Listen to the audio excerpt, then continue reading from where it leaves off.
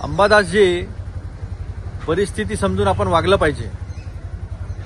हा जो बिहारमधला विजय आहे हा नितीश कुमारांचा नाही आहे, ज्ञानेश कुमारांचा आहे। निवडणूक आयोग ज्या पद्धतीने बीजेपीसाठी काम करत आहे त्याच्यावरून जर आपण विश्लेषण करत गेलो राजकीय, तर महाविकास आघाडीमध्ये मिठाचा खडा पडू शकतो। आता वस्तुस्थितीचा जर आपण विचार केला तर विधानसभेच्या निवडणुकीत आपण ज्या जागा प्रतिष्ठेच्या करून घेतल्या, भांडण करून घेतल्या, त्याच्यामध्ये कित्येक ठिकाणी तर तुमचं जमानत जप्त झालेला आहे, डिपॉझिट गेलेलं आहे आणि त्यातले कित्येक लोक तर बीजेपीमध्ये आणि शिंदेसेनामध्ये निघून गेलेले आहे।